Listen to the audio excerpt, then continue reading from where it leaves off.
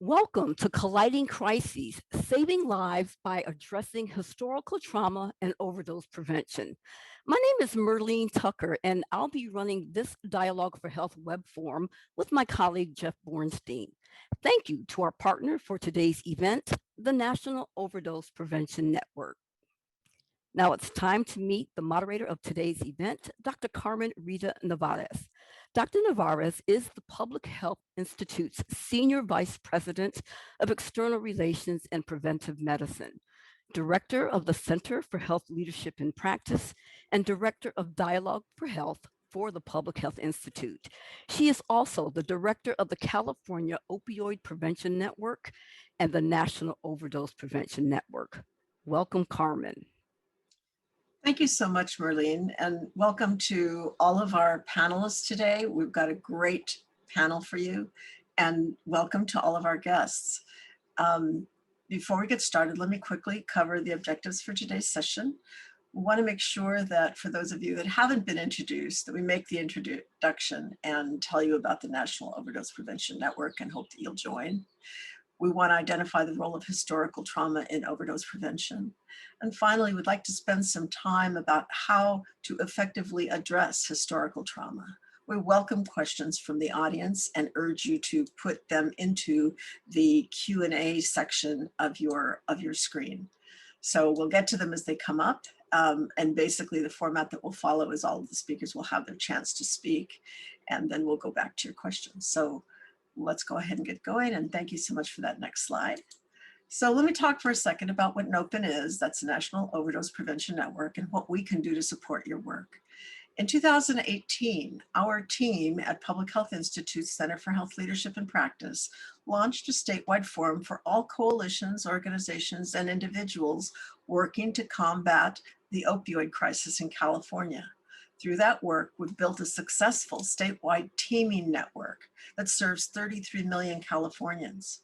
Our success is also based on the experience that we had running a national leadership academy on behalf of CDC, serving more than 125 communities nationwide. So we've learned a lot from that work, and some of the things that we've learned about how to prevent, how to drive local change for complex problems like overdose deaths include understanding that the ingredients are very strong partnerships, that stopping overdose deaths requires collaboration from key members of your community. We know that it's really important to leverage assets already in your community. If you want better results from your efforts, then bring together all of your local leaders to implement community-driven initiatives that are aligned with evidence-based practices. We know that it's better to bring sectors together by getting everybody to the table. We know that it's really important to adopt what works and not reinvent the wheel. So we focus on key evidence-based strategies for overdose prevention, and you'll see this in the prevent, manage, treat, and stop framework that is present in much of the work that we do. We're now taking this network nationwide to help you save lives with partnerships, strategies, and resources for overdose prevention. So Brandon Jones is a psychotherapist, professor, and consultant, Virginia Consulting, specializing in adverse childhood experiences, historical and intergenerational trauma, and social emotional intelligence, leadership, and youth justice. Born and raised in St. Paul, Minnesota, Brandon has survived living in a home of domestic violence and various other forms of trauma. Brandon holds a BA in sociology from University of Minnesota, a master's in community psychology from Metropolitan State University, and a master's in psychotherapy from Adler Graduate School.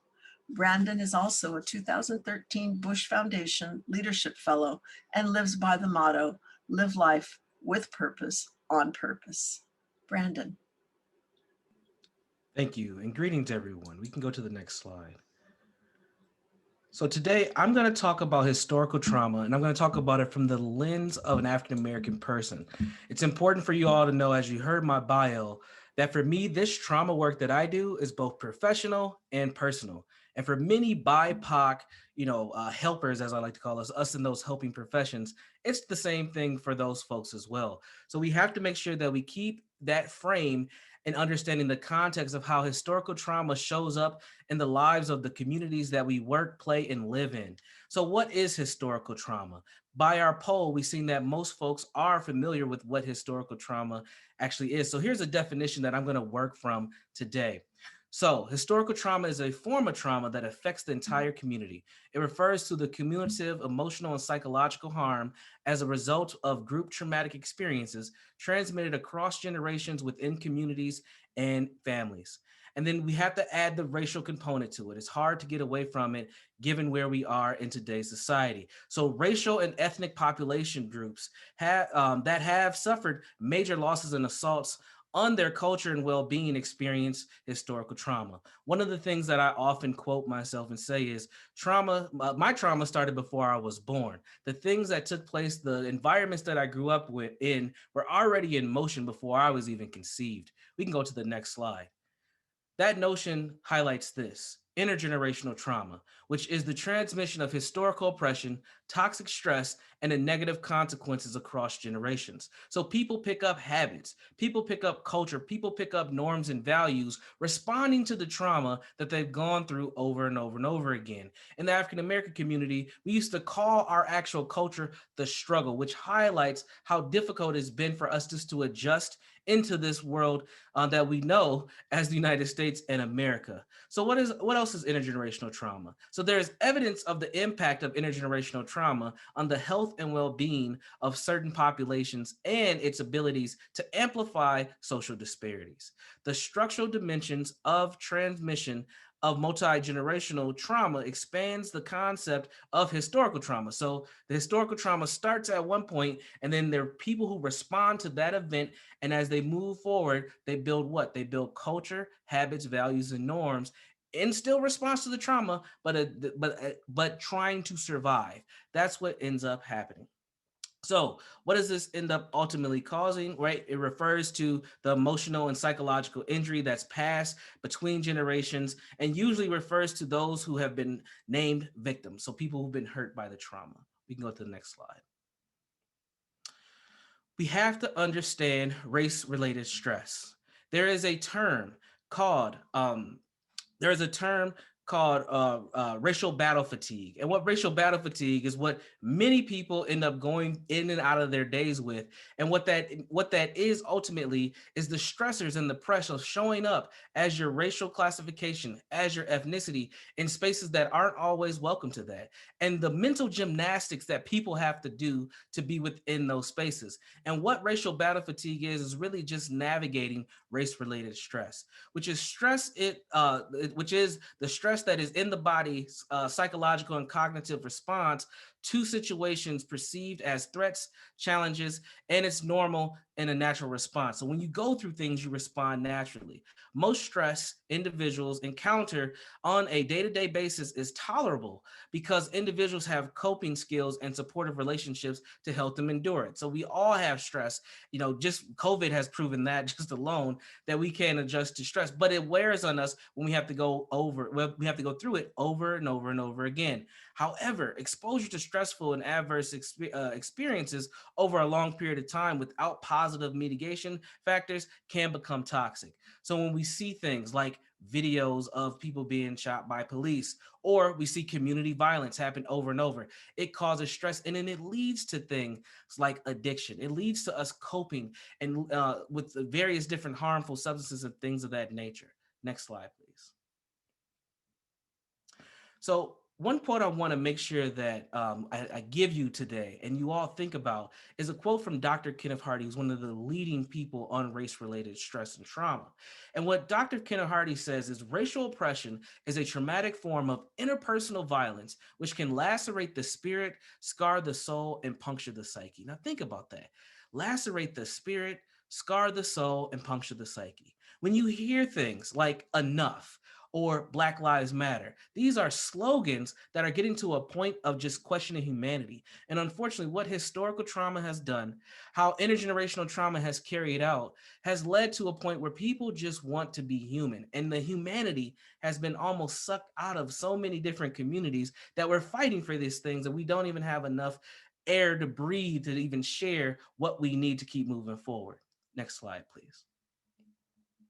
So what do we do, right? We have to start this healing process. We need to have communal healing. We also need to have individual healing. And ultimately, we have to shift the structures that we have in society so that one, humanity is in there and people's well-being is at the front and center of what's going on. So we need to have a commitment to the healing process, and it is essential to facing history, making connections, and taking effective action. The impacts of historical harms, their aftermath, and their legacies continue to cause pain and to create limitations for individuals and groups. If left unhealed, trauma is destructive to both the individual and the community as it impacts people on the emotional, cognitive, behavioral, physical, and spiritual levels. So we're talking about all those dimensions that are harmed by historical trauma when we don't incorporate that into our programs, policies, our places, our environments, and the people that we work with or work for. So cooperative efforts among historically divided groups are limited by the unhealed harm, while distrust, suspicion, fear, and lack of comfort with one another can present obstacles to potentially constructive projects. So when we don't include historical trauma in what we do, what ends up happening is we can't build that authentic rapport with each other. We don't have services that are taking a more holistic look at how we can help the individuals who need our help the most. And when we don't do that, we're missing a piece. And there's no better time to start doing that than now, while we're having conversations about white supremacy, anti-racism, where we're having conversations about inclusion. The time is now to start healing those wounds and looking at our people, our places, our practices, and our policies, and infusing that and saying, how can we have not just a trauma-informed approach, but a historical trauma-informed approach? Next slide, please. And that'll be it for me. Thank you. Thank you so much, Jason. That was a very good beginning to get us started on thinking about what we're trying to ground this conversation, and I really appreciate it. So let me now bring in Brooke Brigance. She's the Program Director of Cypress Resilience Project and the Deputy Director of the Faces in the Future Coalition. She comes from a multi-sector background in health, direct impact programming for children, youth, and families, and nonprofit work. She began her career in healthcare in the Department of Neurology at SUNY Stony Brook in New York, and has the experience in administrative leadership and public education advocacy and reform. Brooke has a BA in World Religions and Comparative Religions from SUNY Stony Brook. She's a certified grief recovery specialist, a certified mental health first aid instructor for adult, youth, and teens, and is a certified trainer in trauma-informed systems and practice. Welcome, Brooke. Thank you so much, Carmen. I was just lamenting that I have to follow Brandon. It doesn't seem fair. So I love to introduce myself. My name is Brooke and my pronouns are she, her.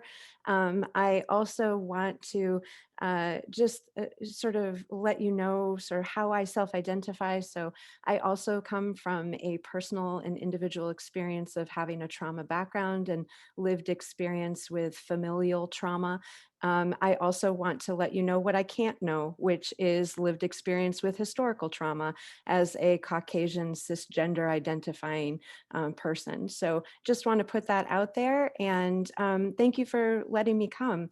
The work that we do at Cypress Resilience Project is really about breaking down silos that I think too often exist between the conversations of trauma, maybe diversity, equity, inclusion, belonging efforts, grief, and mental health and substance use. And so we offer community-based trainings in all of these practices, really trying to get organizations and institutions to consider a holistic approach to both their outward-facing practice as well as their inward-facing practice. So not only how they may interact with those they serve, but how they support and retain and offer opportunity to those who are in the system themselves. So we work with all different kinds of organizations.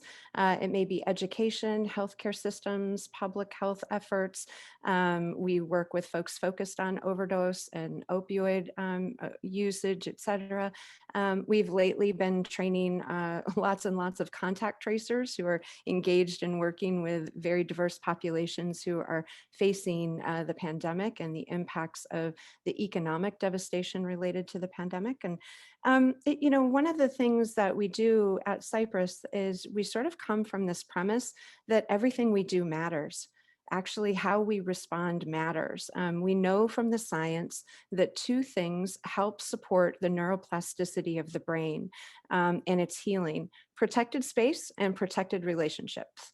Right. So all trauma-informed practice work has to start from this understanding of protection of the individual and the communities we serve. And that's where historical trauma comes in, right? And a systems approach. Brandon is highlighting for us all of the ways in which systems might play a role in not simply supporting resilience, because I think too often we just rely on resilience, right? Resilience is, I got knocked down, I got back up. I got knocked down, I got back up. That's the ability to survive, right? Brandon's talking about the struggle. That doesn't mean healing. That doesn't mean transformation. That doesn't mean you get to be happy and whole. We got a lot of work to do over there. Communities have plenty of resilience. Individuals have plenty of resilience. I'm evidence of that. Brandon's evidence of that. But it doesn't mean that our systems foster healing. And that's really ultimately the goal, is transforming systems toward healing. And so the very premise of that is that we have to believe it's possible. We have to believe that individuals and systems can change and that we can change them. And so that's where we sort of start our work at Cypress, is with that fundamental mission and belief. Next slide, please. So, we alluded to this already, and it sounds like there's lots of knowledge in the room, so I won't belabor these points. But I think for me, trauma is, the social determinant bell that once I heard it rung, I couldn't unhear it, right? It's the thing that once I saw it, I see it everywhere now, because I think it's so germane. We know that there are direct correlations between long-term exposure to chemicals like cortisol and adverse health outcomes for folks. And so when we talk about things like hypertension rates in communities of color, part of that's driven by trauma. And so this is a public health problem. This isn't, something that we can relegate to politics. This isn't even something we can relegate to, conversations about systems and structures. This is a moral issue. This is an ethical issue, because it's about people's ability to live, to have the same life expectancy as other people. And our job at Cypress is to help organizations figure out how can we support that public health effort to address historical trauma, individual trauma, and healing within our institutions. Next slide, please. One of the things that we talk about is, if we know that protected space and protected relationships support the brain's neuroplasticity and healing, the very first thing we have to think of is, in my organization, in my institution, in this system, how safe is it? Right? We talk about diversity, equity, inclusion, and belonging. That the fundamental premise of that is a sense of safety, and it's holistic safety, right? Because human beings experience safety in all of our capacities. Safety is physical, it's mental, it's emotional, it's spiritual. I would add that it's also about our relationship to the earth and to climate and things like the climate crisis and how that impacts communities differently than others. And so we have to be thinking about safety. And safety can't exist for folks without incorporating culture. Right. So cultural humility and this idea of I'm culturally responsive and blah, blah, blah, blah, blah. If it doesn't have a trauma lens, it's not actually going to be as effective. Right. And so what we're really trying to do at Cypress is blend these conversations that too often are, section one, folks are talking DEI over here. They're talking trauma informed individual practice over here. Mental health is over here. The grief people are over there in the corner. And what we're trying to to do is get everybody in the room and say, we got to start comparing some notes here, because our institutions can't do this work piecemeal and expect to have it resonate literally with the neurology of the people we're working for. And so, it's incredibly important that we think first and foremost about, breaking down this idea of cultural humility and incorporating it with safety, knowing that that's a neurological intervention for people. Next slide, please.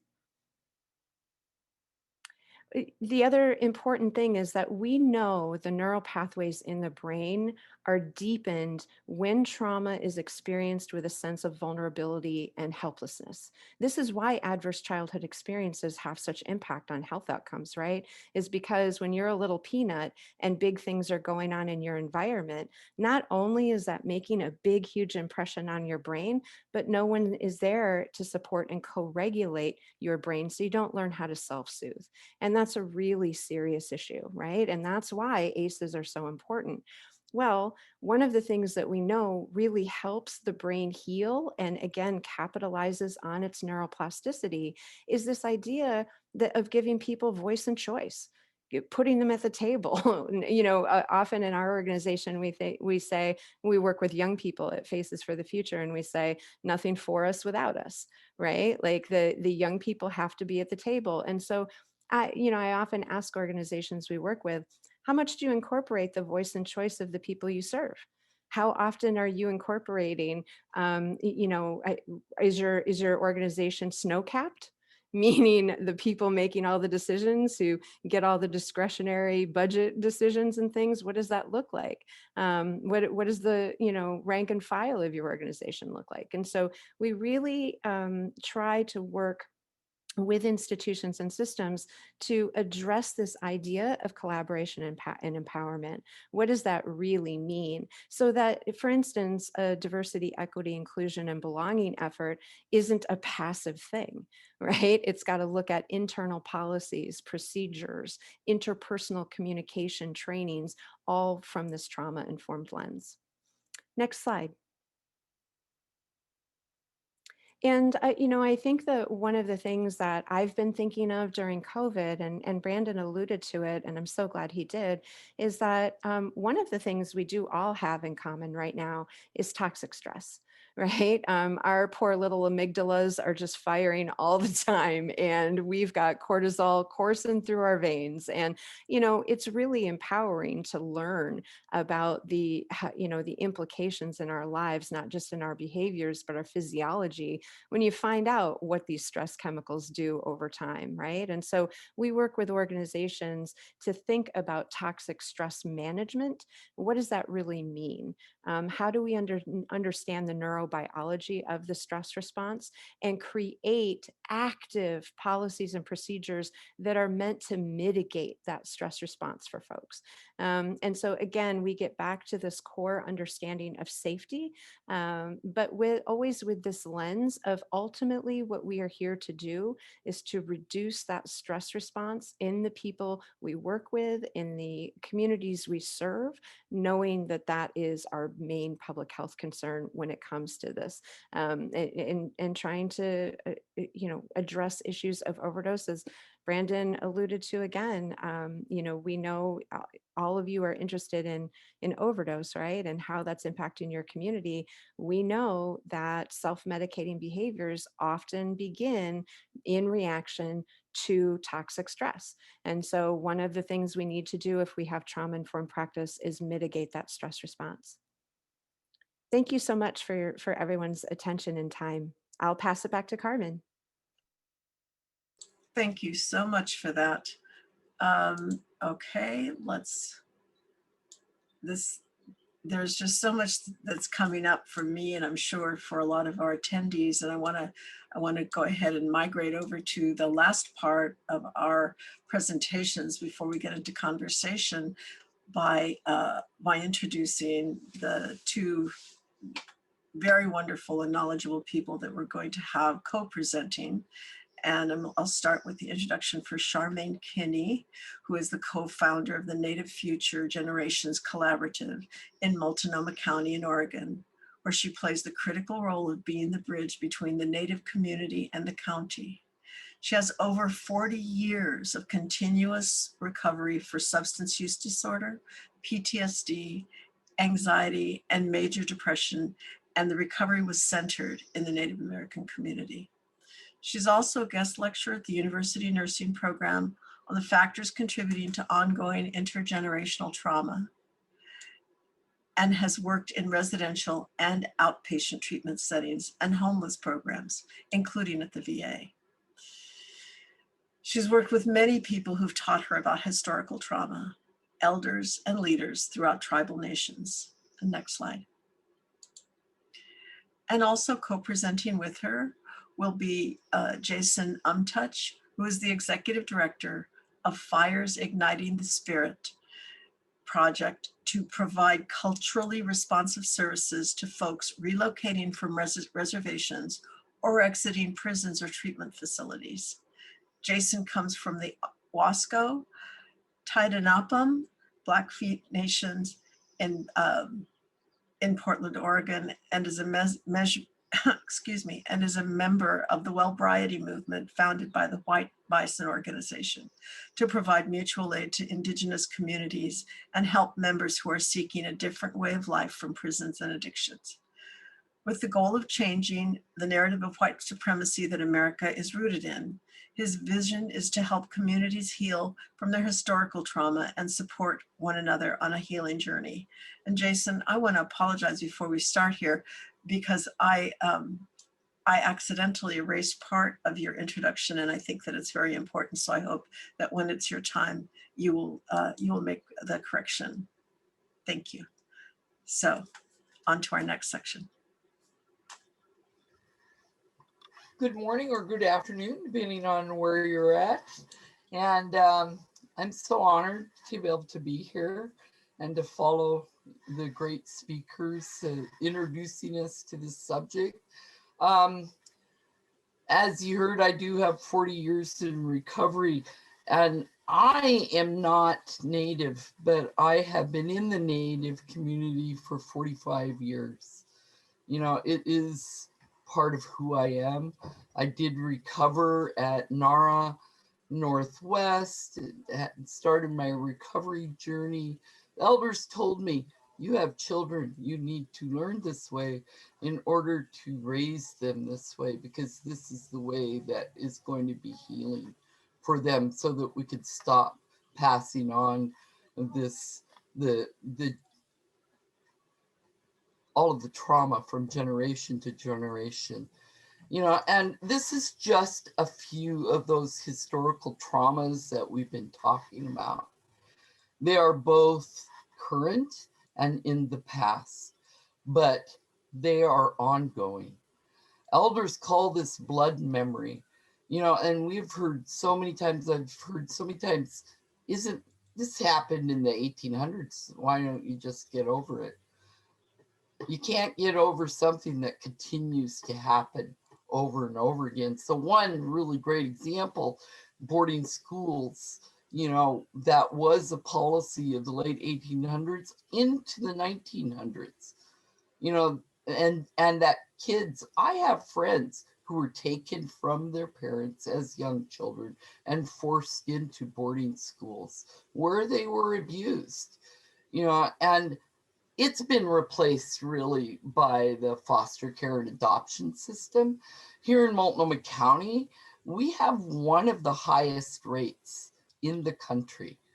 You know, where at one point we had about 1/3 of our Native kids were being taken out of the homes. You know, so this is in current memory. It's not something that if it keeps getting repeated, that it's going to go away. So all of that toxic stress, all of that stuff, it did change DNAs. People do, you know, there's high levels of addiction, you know, and domestic violence in the Native community, because that was learned. That was learned in the boarding schools.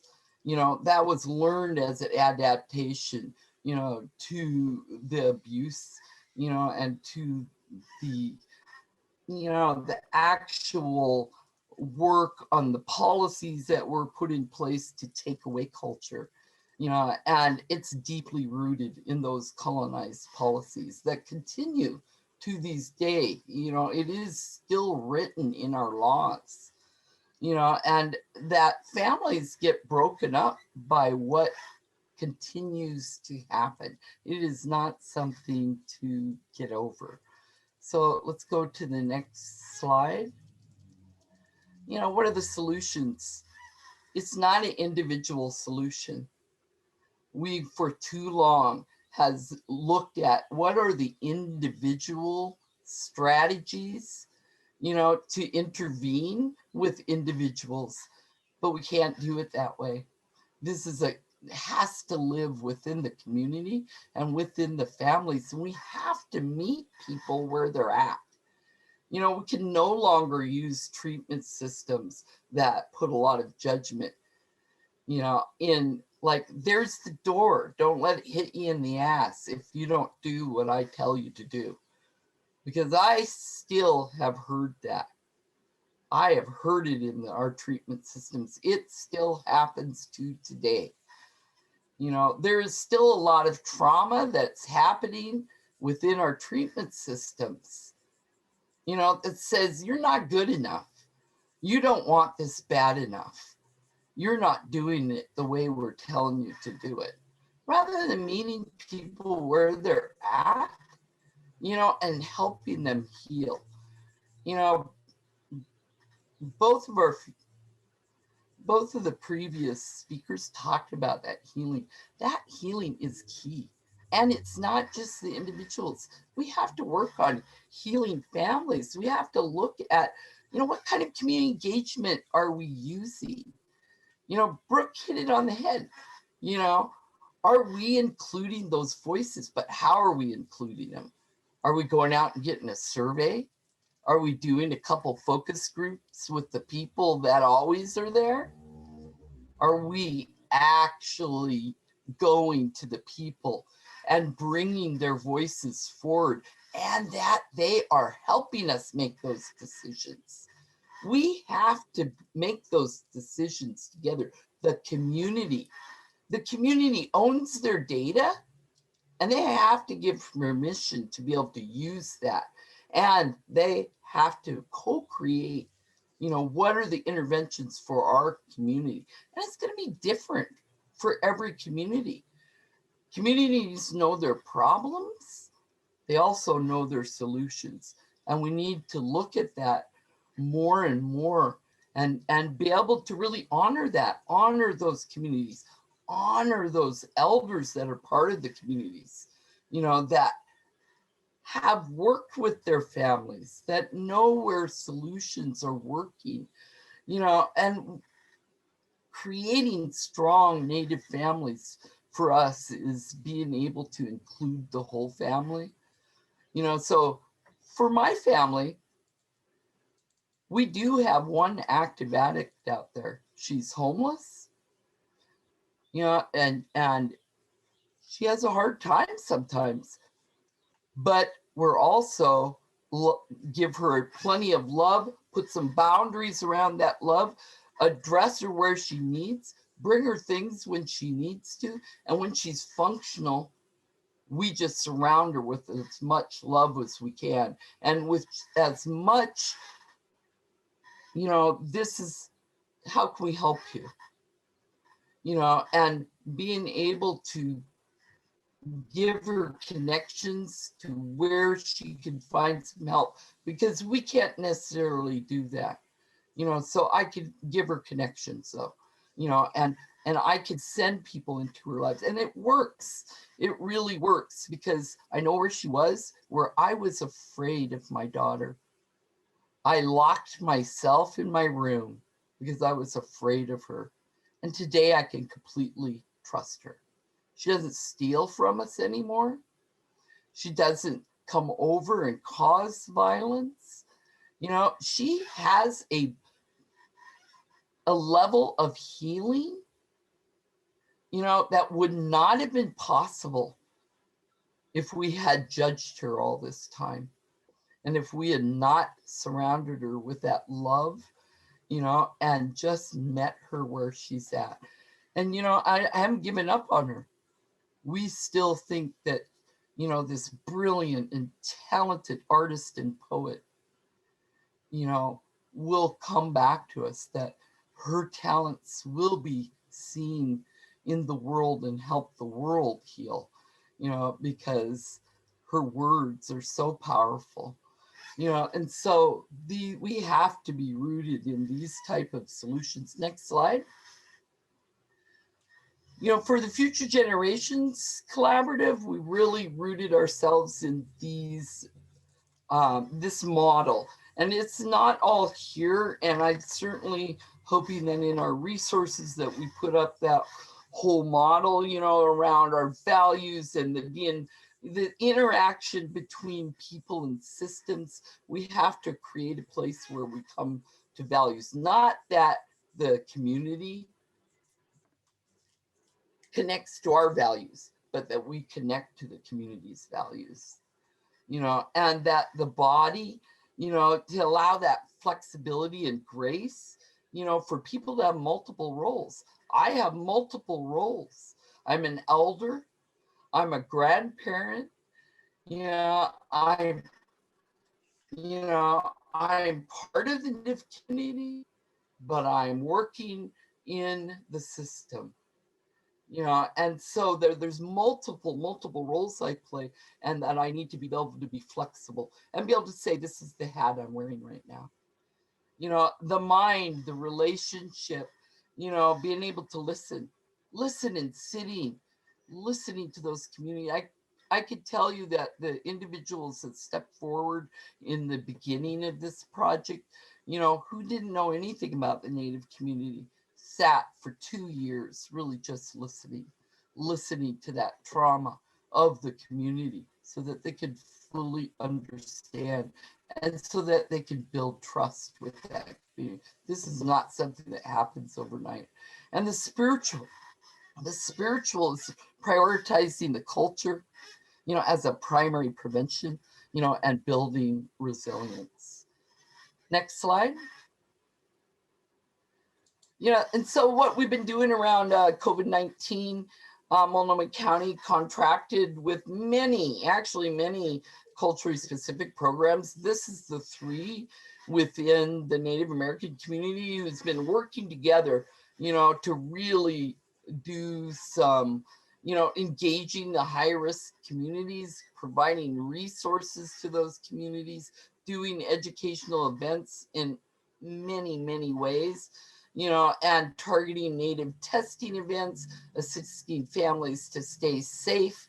I know that when we had COVID in our house, we had many agencies coming here with everything we needed, from thermometers to masks to hand sanitizers to food, everything, so that we were able to contain it to one member of and the several elders that live in my home were not impacted because we were able to contain that one person who had to work outside the home, and be able to keep our family safe, so these programs helped us do that. We wouldn't have been able to do it without them, and then being able to make vaccination appointments for this vulnerable community who may not have resources to be able to do that, such as internet connections.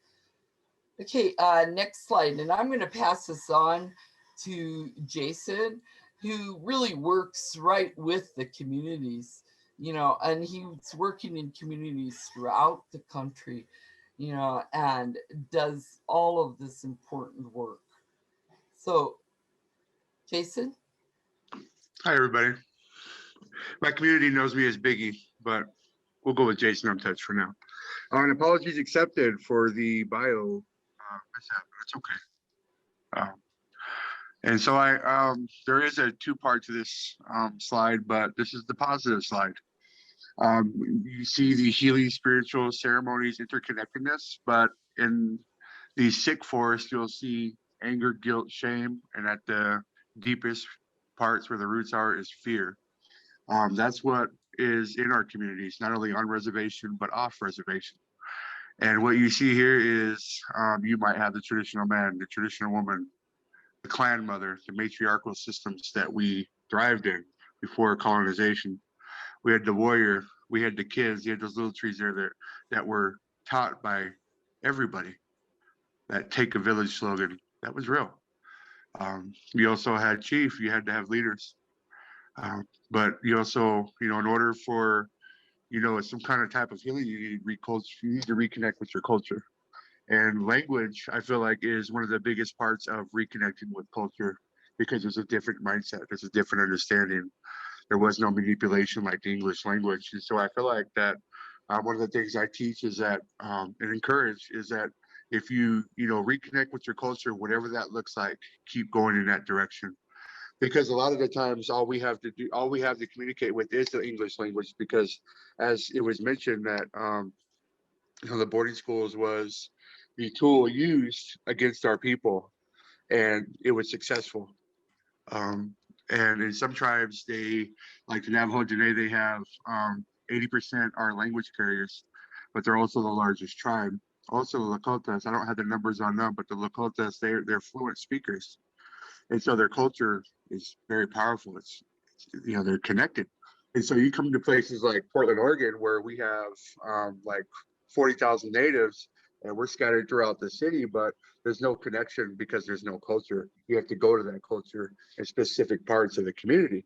And so how you do that is you create it. You take over a park, you take over a street, take over a block, because the teaching that that has been coming about since the pandemic, also the George Floyd murder, was teaching that there was a black and white conversation for the longest times because of trauma issues, but now creating the indigenous and black conversation is how we empower, and we keep going and we keep growing, and we shake off that fear that we lived with. We're putting up with so much that we're no longer afraid to stand up. And so when we talk about the cities and reservations, I was teaching these. No other way to put it is that these white organizations with white board members and white leadership, that it's time for you guys to defund yourselves or focus on your community leaders that are BIPOC and give them some help, give them some direction, because you've been doing a good job doing what you do in this country, and it hasn't been working. It's been destroying us. And I don't mean to say that in a way that it sounds negative, but that's my truth. And when FITS was created, it was created with the vision to help my people, because we would lose focus in the cities because there was no cultural connections. And, the understanding that these cities were on indigenous lands to begin with, and that we're the same community as that reservation, say in Warm Springs in Portland, we're an hour and a half away, but we're the same community because the same indigenous lands we lived and thrived on for thousands of years. So when we start teaching these non-indigenous people that, hey, you know what, you have obligation to these people too. We're talking about rehumanizing each other. We're talking about opening our minds and our eyes to our first needs: our water, our food, our air, and our land. Everything else is a symptom of sickness. And that's when we talk about the anger, guilt, shame, and fear. And so when we had that anger, guilt, shame, and fear, I was taught that in order to really start growing into who I want to be, the type of life I want to be, and what I want to do with my life, I had to forgive the unforgivable. I had to look at you guys, and I had to look at this country and forgive you, because you're not gonna take the steps to help us with that process. So we had to adapt. We had to be resilient so that we could survive this. So we had to forgive the unforgivable. That's rape. That's assault. That's murder. Genocide. And so we talk about recovery. We're not only recovering from drugs and alcohol, but we're recovering from American culture. So how do we rehumanize? We travel and we teach our reservations, because tribal governments and American governments aren't reacting to the needs. Our warriors are dying, indigenous and non-indigenous. I don't know who played that music, but is that my time up or? No, apologies. That was not a signal. Oh, we call that racial battle fatigue. I think then I really like that concept that brother said in the beginning. He did a really good job at explaining what trauma is. Um, you know, I focus a lot on my people, but also people that just generally need help, whether they're indigenous or not. And for my communities, that meant that community power is everything. And so a lot of the times I was using my Venmo and PayPal to fundraise, and the community responded. And so people needed help with rent during the pandemic, food, you know, the utilities paid. That's not my money, it's yours. Take it. That's the concept, is creating the giveaway, because that's something that my people did, because nobody needed for anything. That's not the type of way we lived. You weren't struggling. You weren't feeling bad about being you. You had everything you needed. And if you didn't have it, you had somebody next door or in your own home that helped you. And so how I got to this place was I not only had to work on myself, but I had to also work on myself so that whatever I was healing could come out of me. And so in our process, it's the self, the family, then the community. And it comes out into the community, the work that you're doing with self. And so how do we open those doors inside each other is we create the opportunity, but we also create safety and that safe space to do it so that people can exercise their voices that they've been told to shut down for so long. Because we were raised since the boarding schools to shut up, don't cry. Being human. And so Wellbriety has opened that door in me to be human. But in learning that understanding, I was able to take my understanding and start teaching non-natives what it is to be human. Tap into what you already know. You know how to love, you know how to care, you know what's right and what's wrong, regardless of how you pray. Because we all do it every morning. We all gotta go potty, we all gotta go drink our water. We have to have our meals. We have to make sure our little ones are okay and they're clean. It's rehumanizing each other and giving them that dignity back. Whereas we live in the cities, we live in a culture that has a standard of being American, so many different influences that were created by white supremacist minds.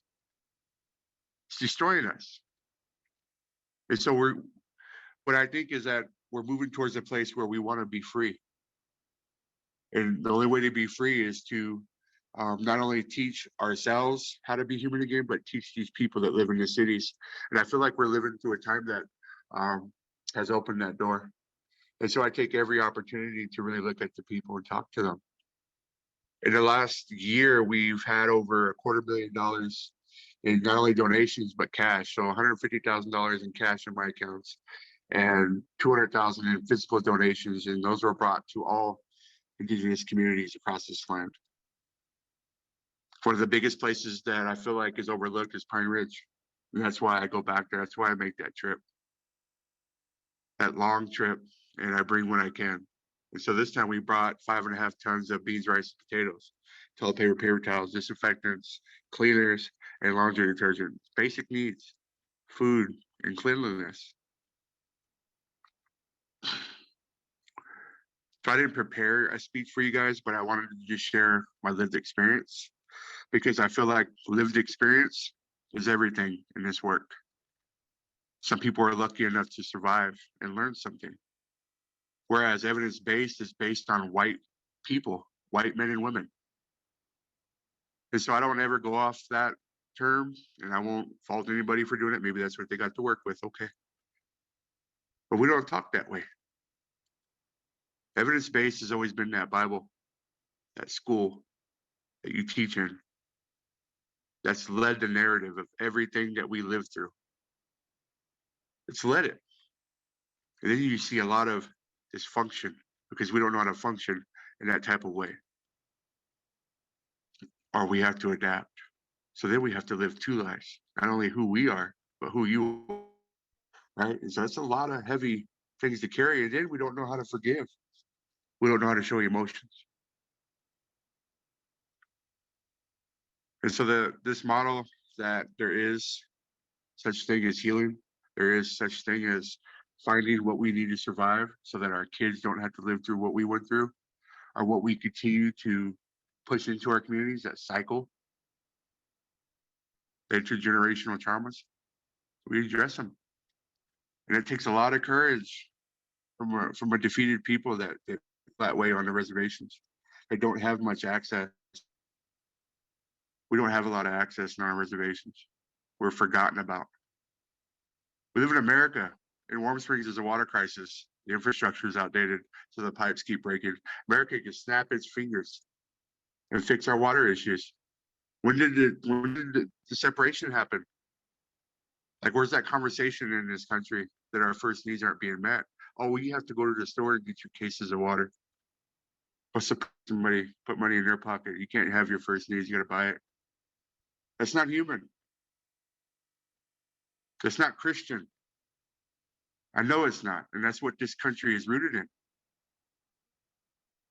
I know there's some good Christian people out there. I work with one, the Methodist Church. I'll stop there because I can go on and on about my lived experience and what it takes to get there. And a lot of it is not only self-forgiveness, but forgiving the unforgivable. Thank you, guys. So thank you so much, Jason, Charmaine, Brooke, and Brandon. There was so much packed into the very little time that we gave you. We know that there are lots of questions and lots of things that are coming up for people. And I don't know that we're going to have a chance to address them all. But what I would like to ask you, since the people that we know have tuned in are deeply involved in issues around recovery and issues around making sure that people don't die in the middle of using substances, I want to ask each of you, what do you think is the most important message in bringing together, addressing where we are as a community with respect to historical trauma, and being able to help support people so that they can find their way to either move out of dangerous practices or to find ways for them to live a life that is fulfilling to them. So why don't we start just sort of in the order that we started with and go through. Brandon? Sure. I think your question, yeah, it's a pretty big question. And for me, I think one place that we can start is by being comfortable enough to be in uncomfortable situations. And what I mean by that is we talk about having courageous conversations all the time.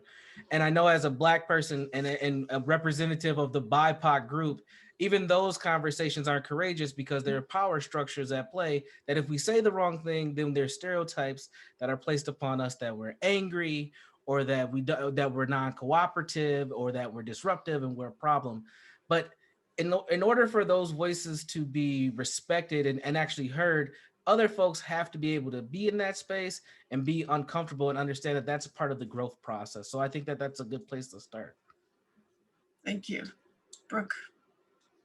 Yeah, I mean, I guess I think the very first thing I think of is the sort of the isolation of the experience of addiction and the need for connectivity. And so, we're talking a lot about community and we're talking a lot about systemic reaction. And, I think what drives a lot of the evil and the darkness is disconnection. I mean, Jason's bringing that up, or Biggie is bringing that up, in terms of a disconnection from humanity and from what it understands to be human, how we understand our humanity. And so I just think in these very broad terms of how do we build connectivity? Because we know that in addiction, it often feels quite isolating. It feels very much alone. I'm the only one. And the darkness that we carry feels like it's our darkness and not the darkness of a group. I in my own lived experience, that was very much the understanding, I think, of my Grandma June's kitchen, where, it was always the hub of the home. And then all of a sudden the adults would be whispering. And as a child, I never understood, why is everybody whispering? Like, what's going on in there? And it wasn't until later that I understood, oh, they were talking about this situation or that person or whatever. And it meant that it wasn't okay to talk about these things. And if it's not okay to talk about it, it means it's not okay to be connected. And you're supposed to carry the darkness by yourself. And we know that healing can't come that way. We are harmed in connection. We can only heal in connection. Thank you, Brooke. Charmaine. I would love to add to that. I mean, I know that particularly when I was in early recovery, and had experienced extreme judgment, by those around me, and in particular my family, and that it was those in recovery that loved me until I could love myself. They accepted me where I was at, and they helped me grow. They helped me connect to my spirit. It's just key. I mean, I totally agree, Brooke. You got to do this. It has to be within community, and helping people build that community. Biggie has, one way of building that community, in the Wellbrighties program, and a big part of that is centering it in rebuilding culture, and resiliency, so by helping people connect, and support that kind of programs, and supporting the peers that are going to be with them, walking with them, loving them until they can love themselves, and helping our families so they don't have to keep repeat and rinse. I'm raising my grandchildren, and doing everything I can do, to bring culture into their life and to help them move beyond the trauma of when they were babies, of losing their mom, and being able to just tell them the truth. She's not a bad person. She's ill, and we love her, and she's not a bad person, and that you can love her, and it's okay, and we're going here, and this is how we're going to live our lives, in this good way, and continue to support that, helping my one daughter who's special needs, come down from a very high level of mental health care to a much lower, where she's successful in school this year. She doesn't have to just go to a half a day. She's successfully doing school for the first time, because we put so much supports around her. This really intelligent and loving little girl, she's healing. We got to focus on those next generations. How can we help them not repeat and rinse? Rinse and repeat. How can we help them do it a different way? So that they don't have to continue to do that same thing over and over again. And if they touch that, how can they come back quicker? And Jason, for those that can stay on, I want to hear from Jason, and then we have a couple of quick announcements. So I guess that sounds like creators work. That sounds like our higher powers work. And I feel like that we do higher power work daily, right? So one of the ways that we do it and explain it is that we put a chair in the center of our circle. The circle, we're all equal, just like outside of the meeting, we're all equal. And red, yellow, black, and white, because there's this acceptance issue too. Red, yellow, black, and white, each individual decides that they belong. It's out loud. That's our third tradition. And so we put a chair right next to our altar in the center, which holds our sacreds, our feathers, our drums, our talking stick. you know, our medicines, our sage, our cedar, our sweetgrass, and it's an empty chair. And we explained that that chair was my chair at one time.